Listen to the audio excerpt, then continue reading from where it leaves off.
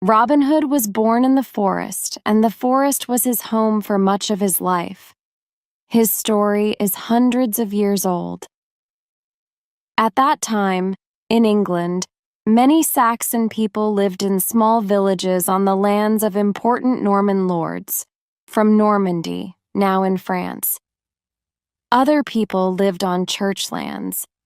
Life was hard for these villagers because they had to give money and food to their lord and to the church. So village people loved to hear stories about Robin Hood. Robin Hood was clever, strong, and brave. He loved adventure, and he was the best fighter in England. He took money from rich people and gave it to the poor villagers. The most famous Robin Hood stories are in this book. They are about beautiful Lady Marian, the greedy sheriff of Nottingham, good King Richard and his bad brother Prince John. Many countries have stories about brave and clever adventurers. But is Robin Hood only a story? Perhaps Robin really did live, and perhaps not. There was a King Richard. He was king from 1189 to 1199. He left England and fought in Jerusalem. When he was away, Prince John was the most important man in England. Then, when Richard died, John was the next king. The stories say that Robin Hood lived with his men in Sherwood Forest, near the town of Nottingham. Sherwood Forest and Nottingham are about 200 kilometers north of London. Many people there say that Robin Hood really lived in the forest. The Robin Hood stories are very famous. Most people know that Robin lived in Saxon and Norman times. He robbed rich people and gave the money to poor people.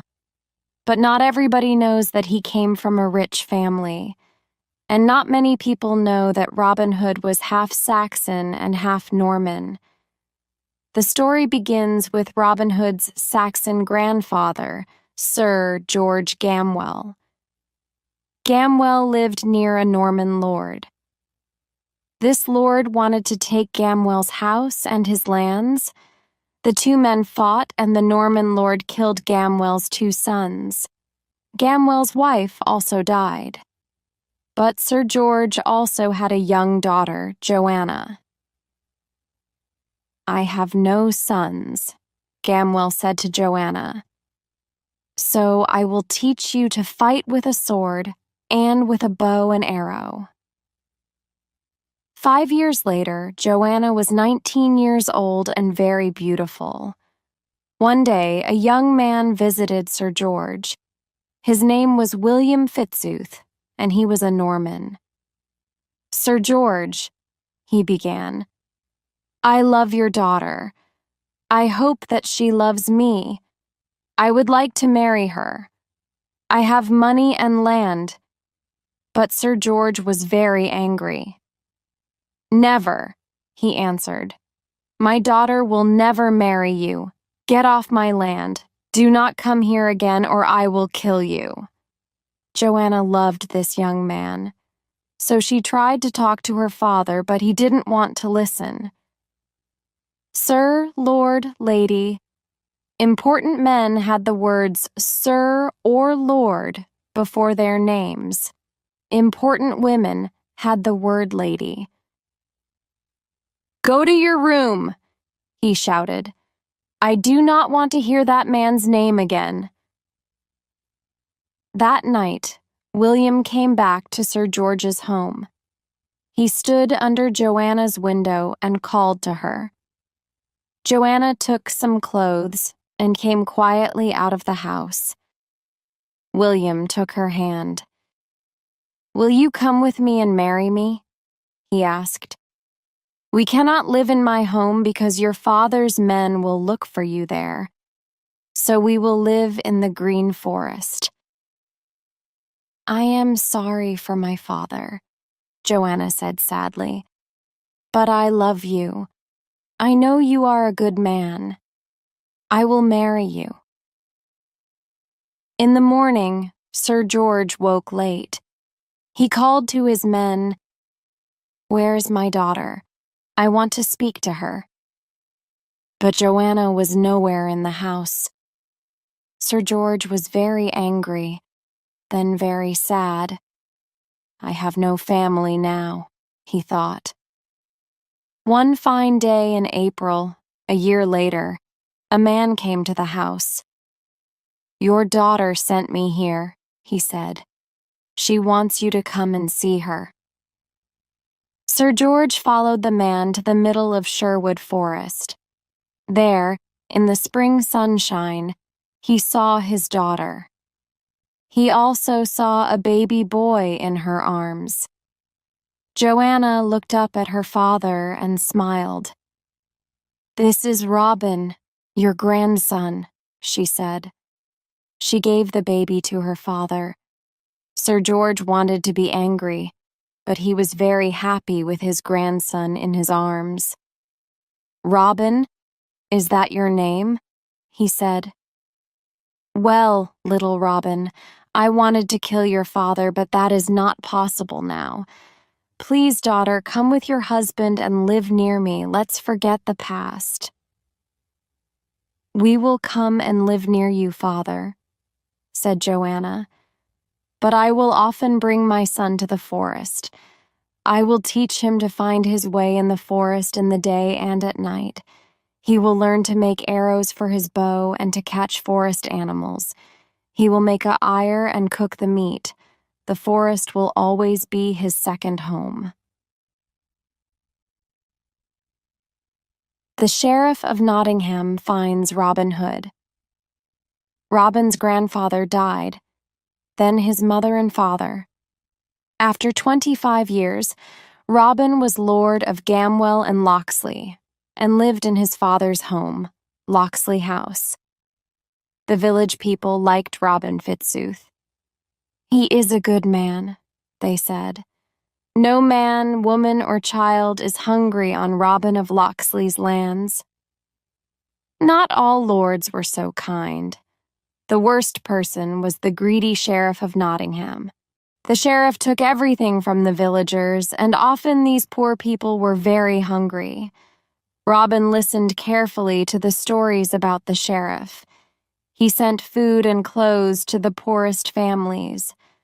At about this time, people began to tell stories about a robber.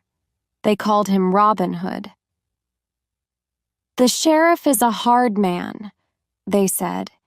"He and his rich friends take everything from us. But now brave Robin Hood and his men rob rich people and give their money to poor villagers." In those days, the Great North Road went through Sherwood Forest. Robin Hood's men often stopped rich men in the forest and took their money. Sometimes Prince John's men also used the road, so Robin Hood robbed him too. "The forest is on your land," said Prince John to the sheriff. "Why don't you catch and kill this robber?" "It is not so easy," answered the sheriff. "The village people don't want to tell me much. They say only that the robbers live in or near Sherwood Forest, but they know more than they say. I have a plan to learn more about this man Robin Hood." "What is your plan?" asked the prince. "It is this," answered the sheriff. "Robin of Locksley lives near Sherwood Forest. Tonight there is going to be a great party at Locksley House. I know that Fitzooth will invite the village people on his land, so I will send one of my men. He can wear village clothes and ask questions about good Robin Hood, the people's friend. When I know more about this Robin, I can catch him." That evening, there were a lot of people at Locksley House. There was food and drink for the villagers, and there was dancing and singing. Everybody was very happy. And Robin was the happiest person there because he and the lovely Lady Marian Fitzwalter planned to marry the next day. The sheriff's man turned to a villager next to him. "I often hear the name Robin Hood," he said. "Who is he? Does he live near here?" The man laughed. "Don't you know, friend? Robin Fitzooth is Robin Hood." The sheriff's man quickly left Locksley House and went to his lord. "This is better than I hoped," said the sheriff. "Tomorrow, Robin Fitzooth will marry Lady Marian at St. Mary's Abbey. But my men will stop him and bring him to me. Prince John will kill him and give me Fitzooth's money and lands. Lady Marian's family is also rich. She will not marry Robin, so perhaps I will marry her. Yes, tomorrow will be a great day for me."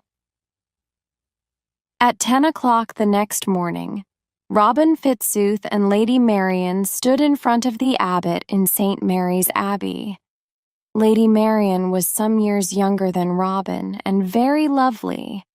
She wore a white dress, and her long hair was the color of the forest trees in autumn. The abbot began to speak. "Robin of Locksley," he began, "do you—" "Stop!" somebody called from the back of the church. Robin turned. It was the sheriff of Nottingham. Behind the sheriff were 20 men with bows and arrows. "My lord abbot," called the sheriff loudly, "this man has to come with me. He is the robber Robin Hood." Then he turned to his men. "Why are you waiting?" he asked. "Take him." "Yes, I am Robin Hood," answered Robin, "but you will not take me. Look carefully round the church, Sheriff. Do you not see my men?" The sheriff looked and saw 30 or more tall, strong men. The abbot was angry and afraid. "What are you doing?" he shouted. "Will you fight in a church?" "This man has to come with me," said the sheriff again. "Give me your sword, Robin Hood, and come quietly. The good abbot does not want you to fight." Robin walked slowly to the sheriff. "Here you are, my lord," he said, and hit the sheriff hard on the head with the top of his sword. The sheriff fell back. "Outside! Everybody outside!" shouted Robin. His men pushed the sheriff's men back through the church door. A great fight began outside the abbey. Robin spoke quickly to Marian. "We can fight and win today," he said. "But now the sheriff knows my name, and I cannot go back to Locksley House. Wait for me, my love. King Richard will come back to England. He will hear about the greedy sheriff and his friends. But now I will be Robin Hood of Sherwood Forest and not Robin of Locksley. I will never hurt a woman, a child, or a poor man. But rich and greedy men will be afraid to walk near my forest home." After the fight in the abbey, the sheriff of Nottingham asked Prince John for Robin Fitzooth's lands. The prince sold them to him for a lot of money in gold. The greedy sheriff, of course, wanted to get the money back again as fast as possible. So his poor villagers had to pay the sheriff more money than before. The villagers on Robin's land also had to pay. Their new lord, the sheriff, was a very hard man. One of these villages was Farnsfield. It was very close to Sherwood, and the villagers often went into the forest.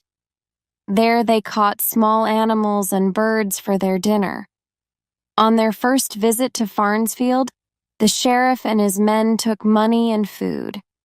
They also found an old man in the forest with a dead deer on his back. That evening, the sheriff called all the villagers. Then his men brought out the old man and the dead deer. "Listen well," said the sheriff loudly. "You know that the deer in the forest are the king's deer. The king and his lords can catch and kill them. You cannot. This evening I will help you to remember that." The sheriff looked at the villagers and smiled. Nobody spoke. Then he turned to the old man. "What is your name, old man?" asked the sheriff coldly. I am Much the forester, my lord," answered the man, very afraid. "Well, Much the forester," said the sheriff. "You killed a king's deer. How much are you going to pay me for it?" "My lord, you know that I cannot give you anything," said poor Much. You took our money and our food. I found the deer, but it was dead. I didn't kill it." "I am not interested in your stories, old man," said the sheriff. "You cannot pay me any money? Very well, then you will have to pay with your life." He turned to one of his men. "Kill this robber," he said, "and pull down his home.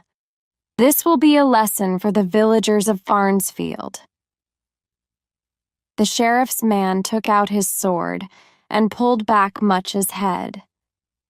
The villagers could not help the old forester because they were afraid. But Much called out, "No, kill me, but please do not pull down my house. It is my son's home too, and he did not hurt you. He did not take the deer. Wait, please." Much turned his eyes to the forest. "Oh, Robin Hood," he thought, "where are you now? Only you can help me." "So you have a son?" said the sheriff's man. "Well, he can stay in your house when we pull it down."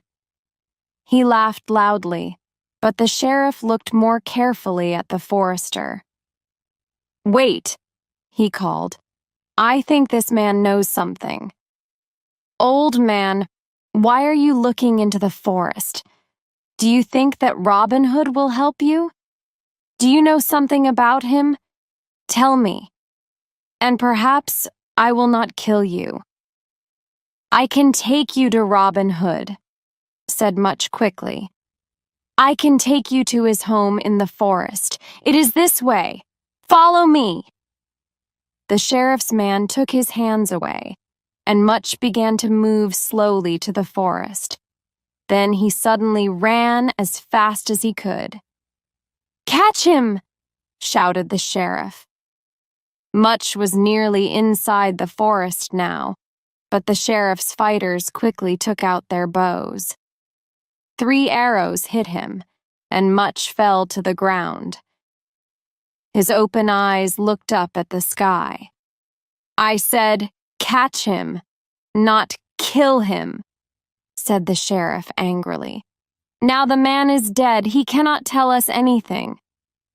He looked at the villagers again. "Perhaps one of you can tell me the way through the forest to the robber's home?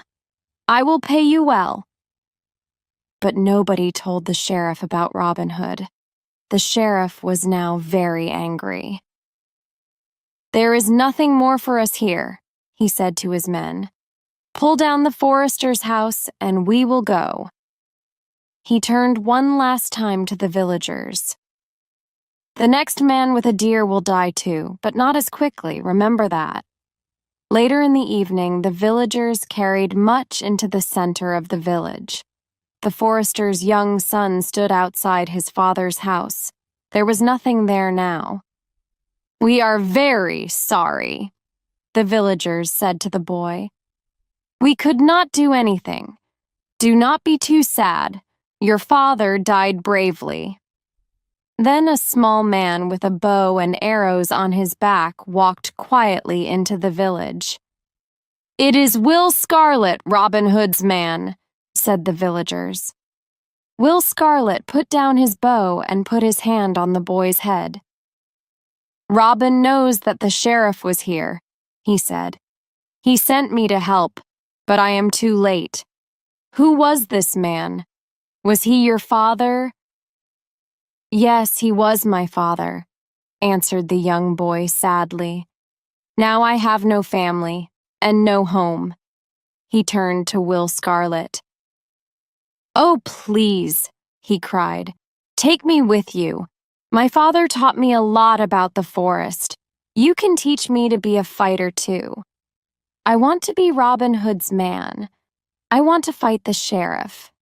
And Prince John, too." "You are very young," said Will. "When you are older, perhaps." "I am not young.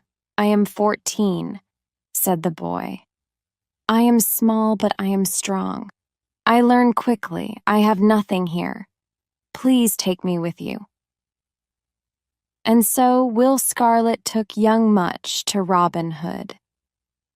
That year, many young men came to the forest.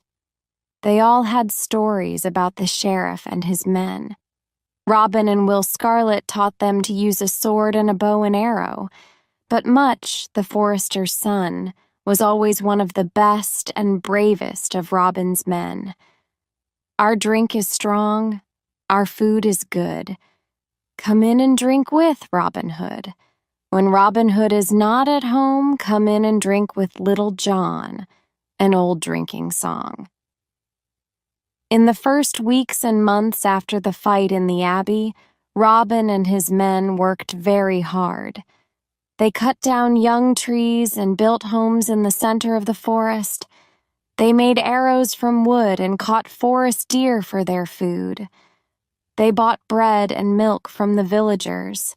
Sometimes Robin liked to leave his men and look for adventure. One fine autumn morning, he and his friend Will Scarlet woke early. "It is a beautiful day," said Robin. "I think I will go for a walk to the river. Will you come with me?" "I want to make some new arrows for my bow," answered Will. "But I will meet you at lunchtime near the bridge." So Robin left Will and walked quickly through the forest to the river and the little bridge. Robin stood in the middle of the bridge and looked up at the trees.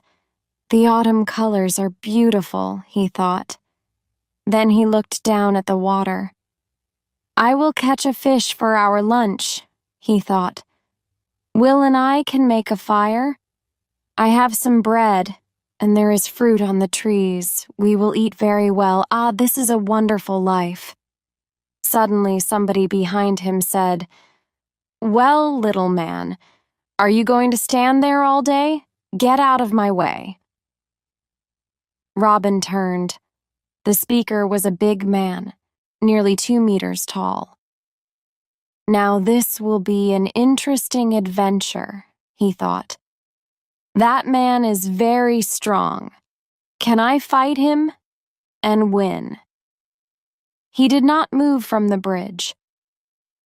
"I arrived here first," he called to the big man. "So you will have to wait. I think I am going to do some fishing.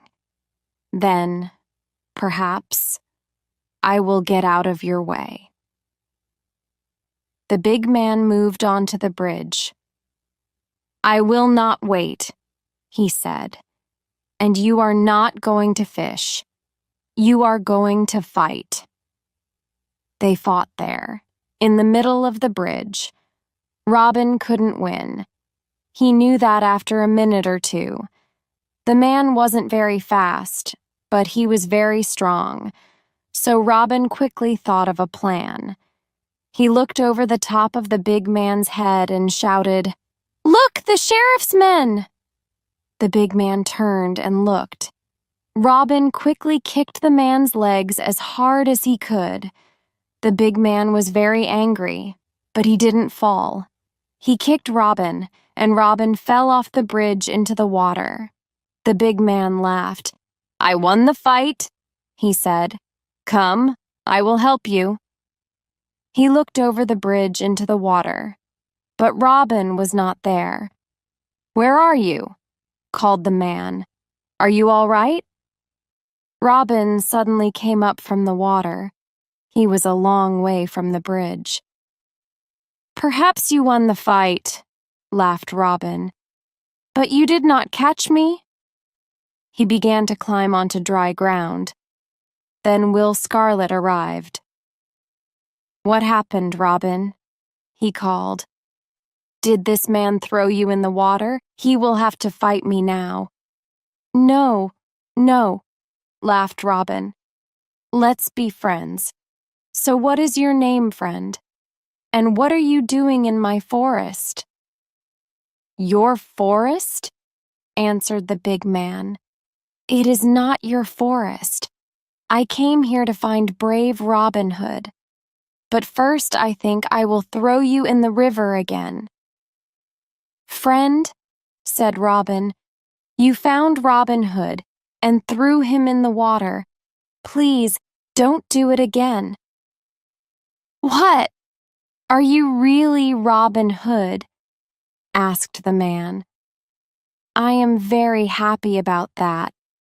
My name is John Little, and I want to be one of your men."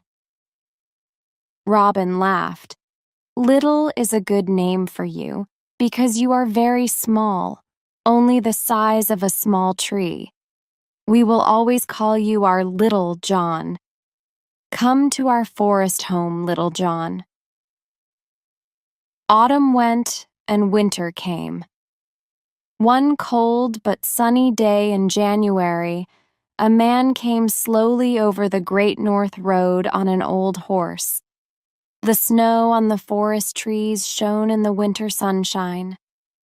But the man did not look at the forest. He looked only at the road in front of him. "It is a beautiful morning," he heard suddenly. "Why are you so sad?" Will Scarlet came out of the forest and stood in the middle of the road. The man looked up. "Who are you?" he asked. "My name is Will Scarlet," said Will, "and I am Robin Hood's man. Are you afraid?" "No, I am not afraid," said the man. "I know that Robin Hood helps poor people, but he cannot help me." Will Scarlet laughed. "Perhaps we can help you and perhaps we can't. Robin Hood and his men love dangerous adventures. Come and eat with us. Tell us your problems." So Will Scarlet took the man to Robin Hood. First, they gave him food and drink. He was very hungry. "You eat well in your forest home," said the man. "You eat as well as the king, perhaps better. Thank you for this good food." Then he stood up. "Wait," said Robin. "Can't you pay us something for your dinner? With a little gold, I can help many poor families." The man did not answer for some time. Then he said, "I have gold in my bags, 600 pounds, but I cannot give it to you. I am going to St. Mary's Abbey. This money is for the abbot." "That is a lot of money," said Will, "and the church has too much gold." "That is my problem," said the man. "The abbot wants more, 500 pounds more, and I cannot pay him this year. Perhaps he will wait another year, but I think not. I think that he will ask for my lands, and my home too." "Yes," said Robin, "the abbot is a greedy man. Tell us your name, friend, and tell us your story too. Perhaps we can help." So the man told his story. His name was Richard of Lee, and his son killed a man in a fight. The man died, and the sheriff of Nottingham's men took the boy away. "Ah, the sheriff," said Robin, "another greedy man. Did he ask for money?" "You know him well," answered Richard of Lee. "He said, 'Pay me 1,000 pounds or your son will die.' I am not a rich man, but the abbot of St. Mary's paid the money for me. This happened last year. Now I have to pay the abbot.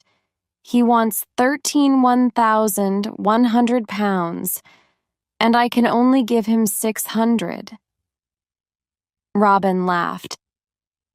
I can give you the money, but first let's try something. Perhaps the good abbot is not a bad man. Tell him that you do not have the money. Ask him to help you. Ask him to wait another year. Then Robin turned to his men. Who will go with this man and listen to the abbot's answer? I will go with him, said Little John.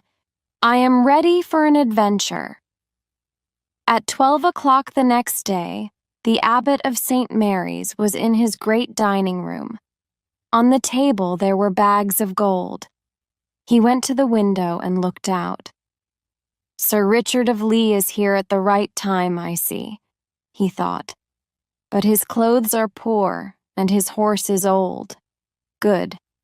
I think my friend, the sheriff, is right. Sir Richard cannot pay my £1,100, so this evening I will be lord of his house and his lands. A few minutes later, Sir Richard and Little John came into the room. Well, said the abbot, you are here at the right time. Do you have my money? My lord abbot, Sir Richard began, you are a churchman. I hope you will be kind. Next year? Stop, shouted the abbot. Do not ask for more time. I want my money now. Pay me the £1,100 or your house and lands will be mine this evening. Sir Richard then put 6 bags of gold on the abbot's table. Here are £600, my lord, he said quietly. There is 100 in each bag. It is a lot of money for me. Next year, I hope— Not next year or next month or next week, shouted the abbot again. I want all my money today. Do you have my gold? Yes or no? Then Little John put 5 more bags on the table. Here you are, my lord, he said. 500 more pounds. This good man and his family will sleep in their home tonight. The abbot looked at the money. Then he looked at Little John. The abbot's face was very red. He opened his mouth and then closed it again. What could he say? Later, in the forest, Little John told the story to Robin Hood and the other men. The abbot's face was wonderful, said Little John. He was angry, but he had to take the money. They laughed for a long time, but then Robin said, This was a fine adventure, but the abbot will tell the sheriff, and the sheriff will also be angry. They are dangerous men. Sir Richard has to be careful. Every year in summer, Marian's father had a great party. Lords and ladies and the people from the villages came. They ate and drank.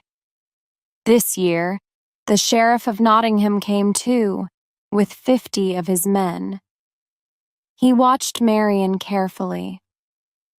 She is very beautiful, he thought, and Robin Hood loves her. I know he will come today. Then my men can catch him. The music started and people began to dance. A man went to Marian and spoke to her. She smiled and gave him her hand. The sheriff stood up and called loudly to his men, That's him! That's Robin Hood! Take him! The sheriff's men took out their swords and moved through the dancers. Suddenly, 10 of the dancers ran for their swords, too. They were, of course, Robin's men, and a great fight began. Robin's men were better fighters than the sheriff's. Marian wanted to fight, too, but her father stopped her. Marian, what are you doing? Put down that sword. I am sorry about Robin. No other man will marry you. You are only interested in fighting." The sheriff heard Marion's father and smiled. "Lady Marion is really very lovely," he thought. "Her father wants to find another husband for her? Good. I will marry her. Then she will help me find Robin Hood." The next day, the sheriff arrived at Lord Fitzwalter's house with 20 horsemen. Lord Fitzwalter watched them through a window. He was not happy. "He wants to talk about yesterday's fight," he said to his daughter. "And you nearly fought too. Please go to your room. I will speak to him." "I do not want to speak to the sheriff, father," said Marion, "but I will listen behind the door." Marion left the room, and a minute later, the sheriff walked in. "My Lord Sheriff," began Lord Fitzwalter, "I am sorry about the fight yesterday, but your men—" No, I do not want to talk about that," said the sheriff. He put his hand on Lord Fitzwalter's arm and smiled. "I want to speak to you about your daughter, the Lady Marion." "Ah, Marion," said Lord Fitzwalter unhappily. "Marion is a good girl, but she does not always listen to me. Perhaps one day a husband will—" "Ah, yes," said the sheriff and smiled. "Well, I am looking for a wife, and I would like to marry your daughter. I like a strong woman, and Marion is also very beautiful. I will be a good husband. I have lands, money, and important friends." "My lord, what can I say?" said Marion's father. He was now very unhappy. Marion wanted to marry Robin and no other man. He knew that. "You are very kind. I will talk to Marion, but—" "I will come back tomorrow," said the sheriff. "Remember, Prince John is my very good friend. He can be your friend too. Think carefully." That evening, Marion and her father talked for a long time about Robin, the sheriff, and Prince John. "Marion, why don't you marry the sheriff?" said her father. "He is rich and important, and he is a friend of Prince John. I am afraid of the prince. Please marry the sheriff and forget Robin Fitzooth." Marion took her father's hand. "Father, I am sorry to bring you so many problems. I will not marry the sheriff, but he will be angry with me, not you. Listen. Tomorrow I will leave the house very early and stay with my uncle. The sheriff will come late in the morning. Tell your men to look for me. Look in every room. Be very angry. Then the sheriff will think that you know nothing." "You are right, Marion," said her father.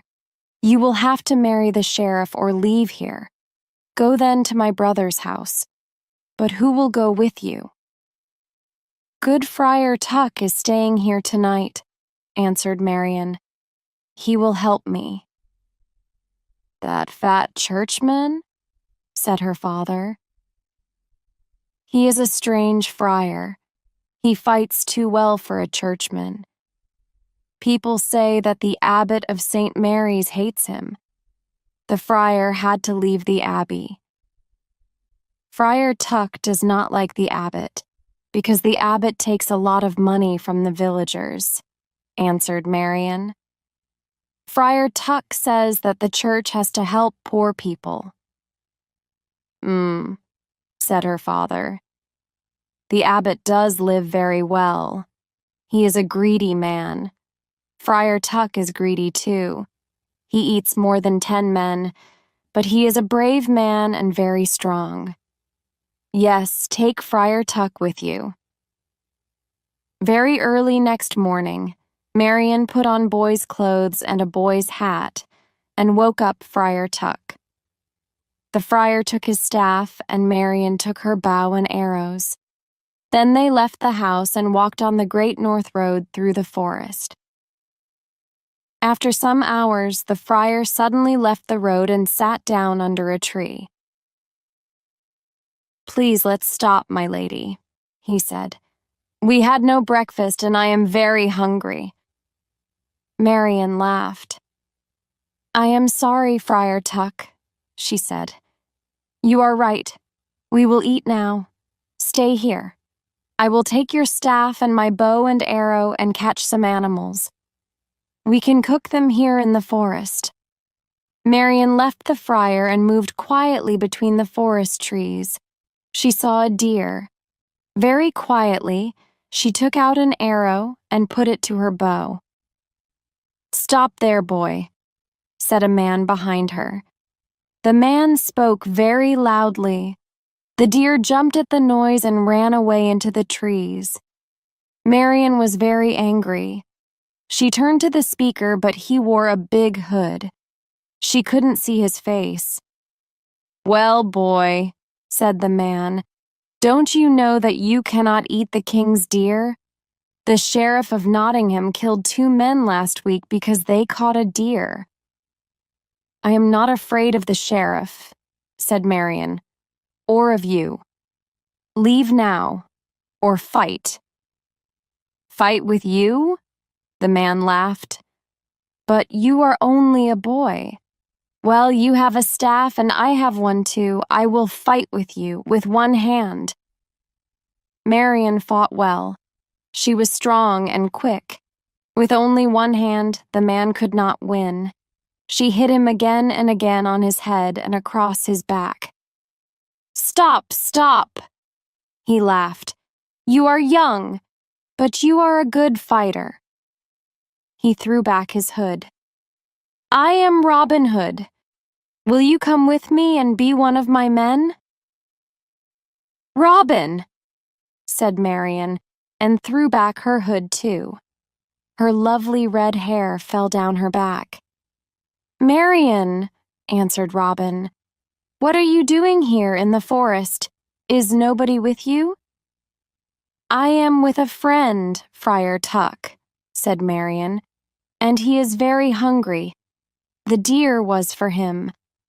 But I think that he will be happy to eat at Robin Hood's table." She and Robin went back to the road and looked for Friar Tuck. They called his name, but there was no answer. "Poor man," said Marian. "Perhaps he is looking for me. Perhaps he thinks that the sheriff's men caught me." Then she told Robin about her father and the sheriff. "I cannot go home now, Robin," she said. "I want to be with you here in Sherwood Forest. Friar Tuck will marry us. Let's find him. Perhaps he will want to live with us." They did not find Friar Tuck that day, so Marian stayed with her uncle. She came each day to the forest. "Another friar lives at my uncle's home," she told Robin, "but he is a weak man. He doesn't want to marry us because he is afraid. And the sheriff will find me at my uncle's house. Oh, where is Friar Tuck? Only he can help us." Then one day, about a month after the fight between Marian and Robin, Will Scarlet told them an interesting story. "People in the village of Riverdale are talking about a fat friar," he said. "They say he came to the village last month. Now he lives near the river. For 1 penny, he will take people across the river in his boat. When poor people cannot pay, he carries them across on his back.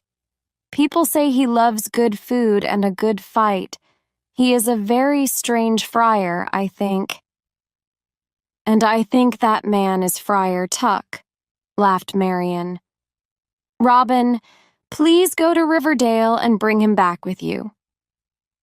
Robin and Will Scarlet walked with Marian to her uncle's house, and then went back through the forest to the village of Riverdale. "Wait here, Will," said Robin. "Marian says the friar is a strong man and very brave. I'd like to try him." Robin then walked to the river and looked across it. He saw the friar's little house and his boat. "Good friar," he called. "Where are you? Will you take me in your boat? I have some money and I can pay you well." Friar Tuck came out of the house and got into the boat. He came quickly across the river.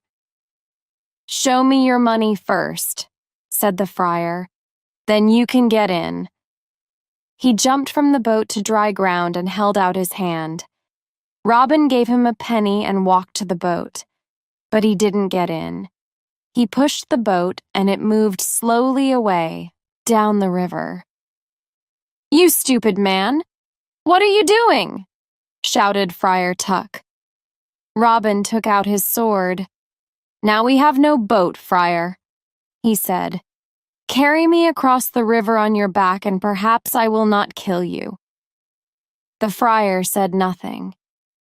He looked at Robin's sword and then walked into the water. Robin climbed onto his back and they went slowly to the middle of the river. Then the friar suddenly stopped, stood up, and threw Robin into the water. Friar Tuck could swim more quickly than Robin.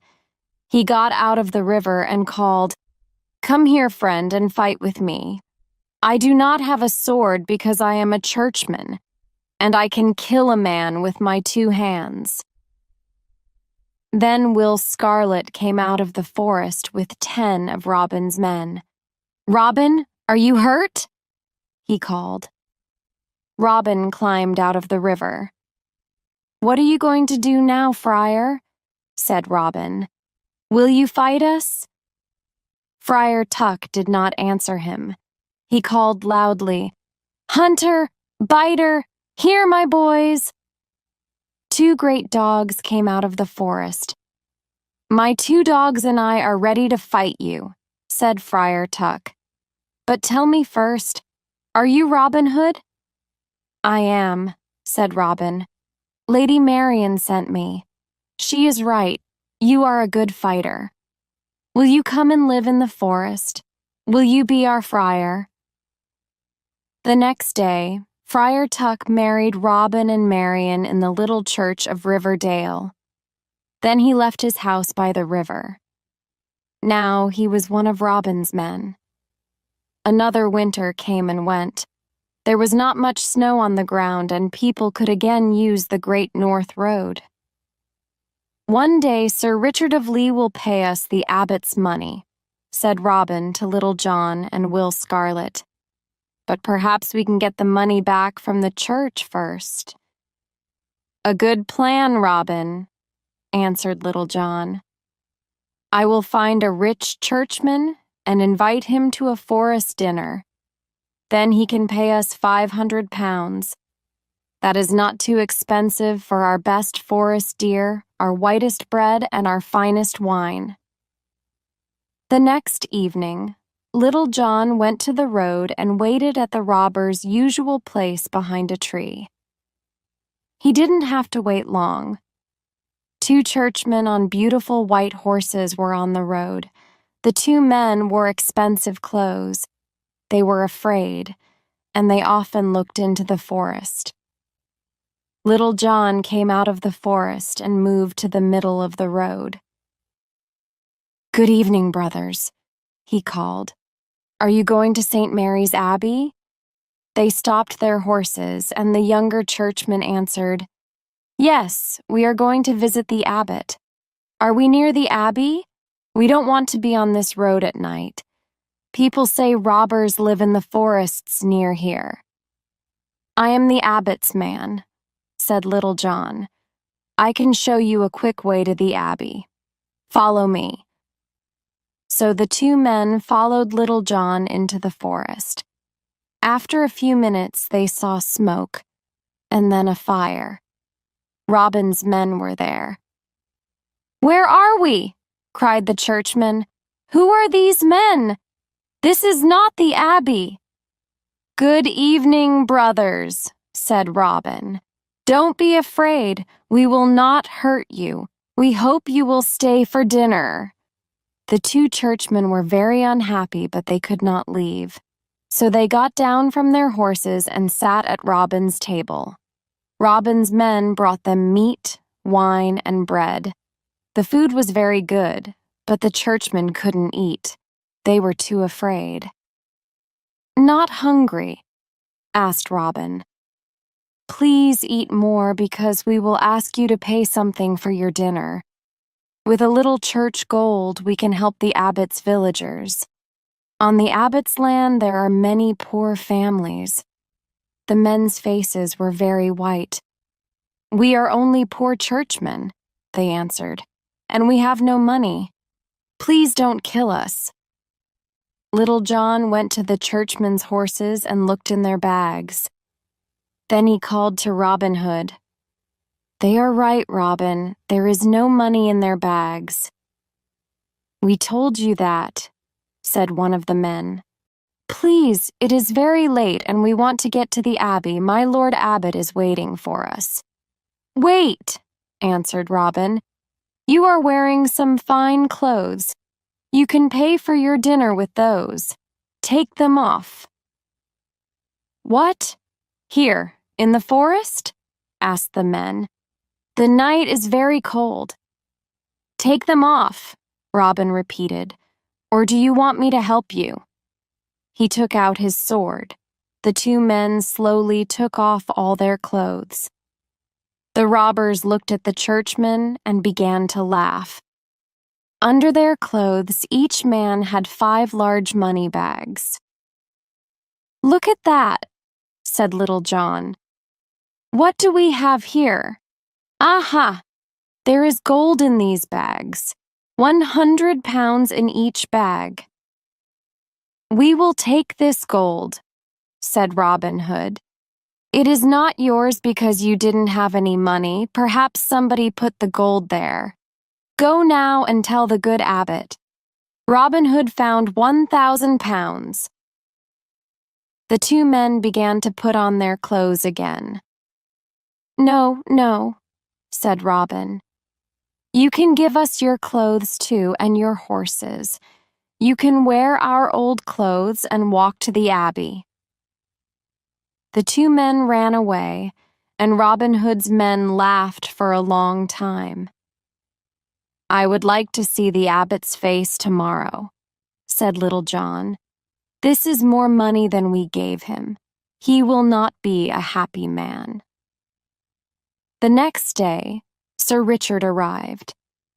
"Robin, my good friend," he said, "I have your money, and I am also bringing 100 arrows for you and your men. My wife and her friends made them." "You are a good man," Robin answered. "We are very happy about the arrows, but I will not take your gold. The abbot took that money last year, and yesterday the church gave it back to me." He told Sir Richard about the two churchmen and the bags of gold under their clothes. "Now," said Robin, "I would like to give you and your lady something. I would like to give your wife this beautiful white horse, and for you I have some fine clothes." The two churchmen arrived at the abbey later the next day and also told their story. The abbot was very angry. "Robin Hood is laughing now," he said, "but one day the sheriff or I will kill him for this." Every day the sheriff's men brought new stories about Robin Hood. Prince John heard the stories too. "This man Robin Hood only has 50 men," he said to the sheriff. "You have 500 men, but you cannot catch him. People are laughing at you. What are you going to do?" "I have another plan, my lord," said the sheriff. "I will have a contest with bows and arrows. The winner will get a gold arrow. I know that Robin Hood will come. Everybody says that he is the best bowman in England. He will win the contest and take the gold arrow. Then I will take him." Robin and his men heard about the contest. The sheriff was right. They wanted to go. "You will have to stay at home, Robin," laughed Little John. "We want to win, and we are better than the sheriff's men. But you are a better bowman than all of us." "Be careful, Robin," said Marian. "The sheriff is a dangerous man. He knows that you will go. He only wants to find you and kill you." "I know that," said Robin. "This is a fine adventure. I will win the contest, but the sheriff won't catch me." "Then I will come too," said Marian. "I will wear boy's clothes again and my boy's hat. The sheriff will not know me, and I will play in the contest. Perhaps I will win the gold arrow, not you." On the day of the contest, many people came. Some people played, and other people watched. 100 of the sheriff's men were there too. "The winner of this contest will be Robin Hood," the sheriff told his men. "He will come to take the gold arrow from me. Then you can take him. But do not kill him. Prince John wants to meet him first." The contest began. One man was the best. "That man is Robin Hood," thought the sheriff. "People say he is clever, but we will catch him easily. That big man with him is Little John, and the fat man is Friar Tuck. We will take them too. But who is the boy? He is very good with a bow and arrow too." The contest finished, and Robin Hood was the winner. He went to the sheriff and smiled. "The arrow is mine, I think," he said. The sheriff smiled coldly and gave him the gold arrow. Then Robin turned away. "Take him now!" shouted the sheriff to his men. But 20 of Robin's men took off their hoods and moved behind Robin. A great sword fight began. Robin's men and the sheriff's fought for a long time. Marian fought too this time, and she fought well. Many of the sheriff's men died that day. The sheriff was very angry. "Where are Prince John's men?" he shouted. "They are late, and Robin Hood is winning." Then Prince John arrived with 50 men on horses. "They are too many," called Robin to his men, "and they are on horses. Get back to the forest. Marian, come." Then Will Scarlet called out, "Robin, Marian, they hurt Little John." "Don't wait for me," said Little John. "It is my leg. I cannot walk. Go, go." "Never," said Robin. With Will and Marian's help, he put Little John on his back and ran to the forest road. Suddenly a man arrived on a white horse. It was Richard of Lee. "Quick, Robin, put Little John on the horse and follow me. The sheriff and his men will not look for you in my home." So Sir Richard helped his friends Robin, Marian, Little John, and Will Scarlet. They stayed at Sir Richard's house that night. Robin told Sir Richard and his wife about the contest and about other adventures in the forest. "You have many adventures, my lady," said Sir Richard's wife to Marian, "but you live dangerously. You cannot go home or visit your father. How will these adventures end? When will you leave the forest?" "One day, King Richard will come home," answered Marian. "Then life will be better for poor people, and Robin and I will go home." People loved King Richard because he was a brave man and a good king. But his brother, Prince John, only wanted to be king and to be rich. People hated him.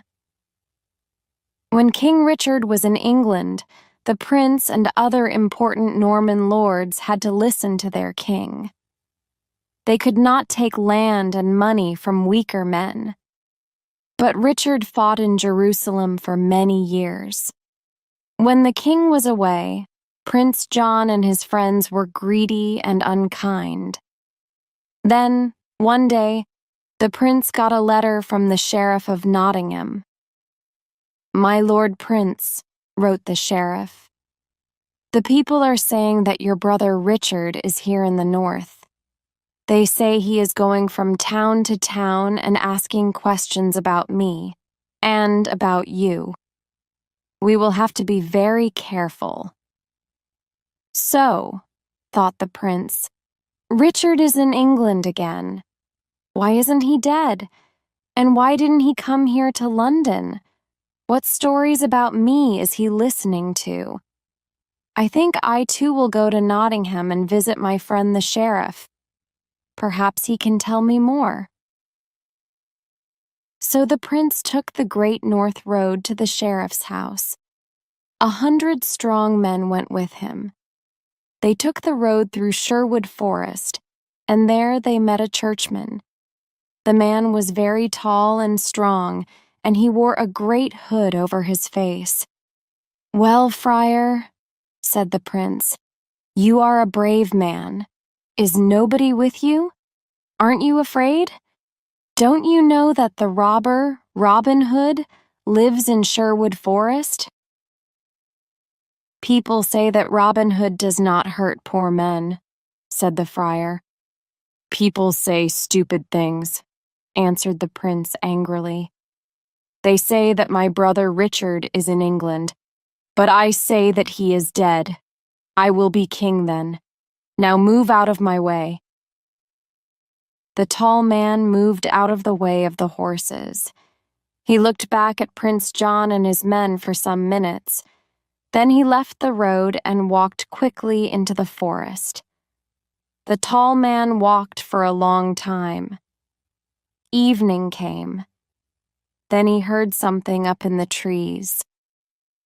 "Good evening, brother. Why are you walking in the forest? Is nobody with you? Are you not afraid?"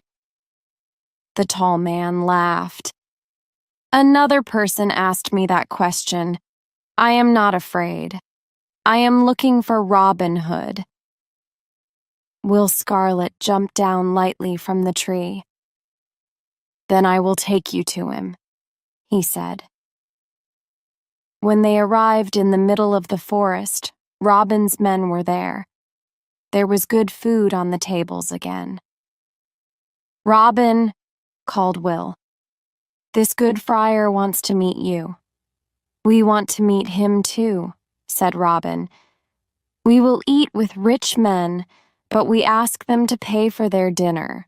Poor people pay us with their stories. What is your story, friend? Why do you want to meet me?" "This is my story," said the friar. "I left England with King Richard. Now the king is in England again, and I came too. People everywhere tell me stories about Robin Hood, so I wanted to meet you." "Oh, Robin," said Marian, "this is wonderful. The king is here in England.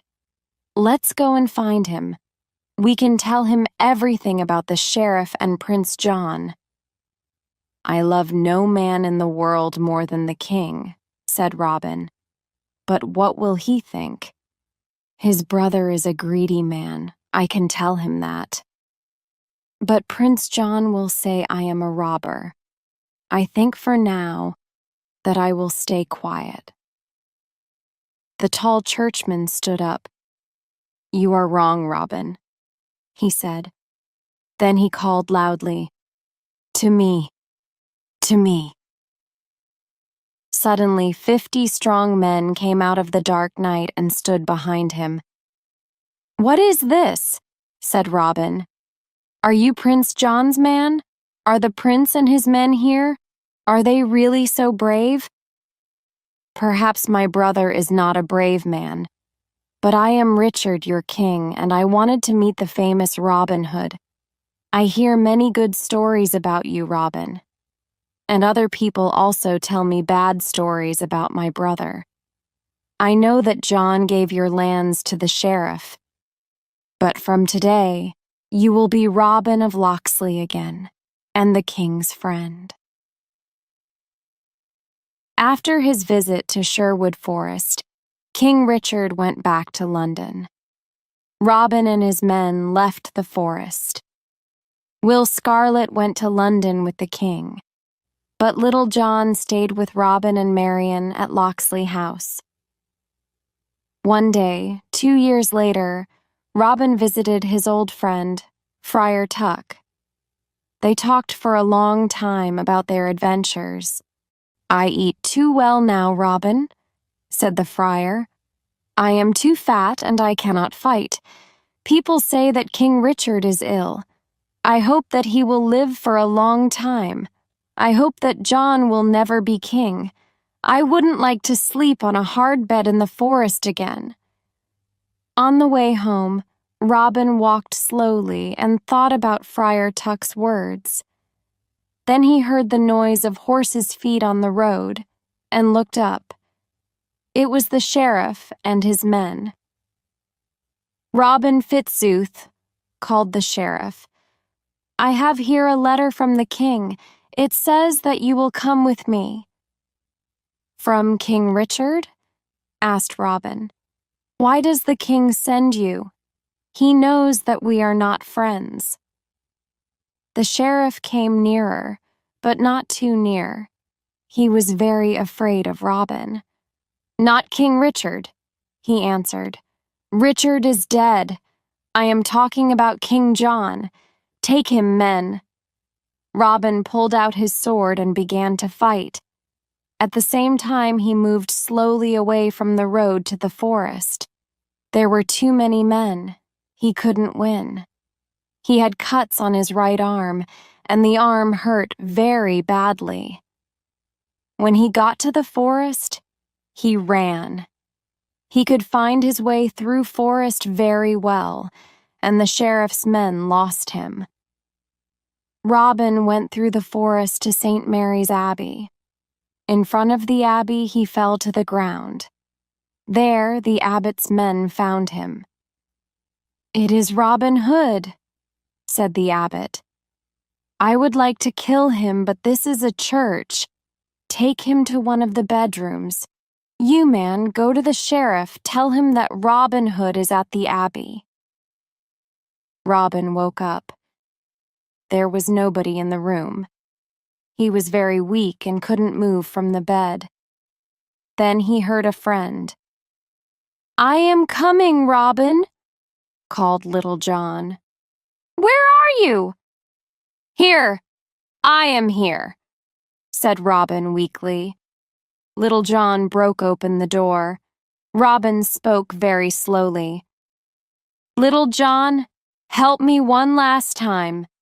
Carry me to the window. Good. Now give me your bow." Little John helped Robin to put an arrow in the bow. They pulled. The arrow flew a long way into the forest. "Take me to that place and put me in the ground there," said Robin. "There is a place in the forest near the abbey. There you can find these words. Under this stone is Robin Hood. Remember Robin and his men. No braver man will come again."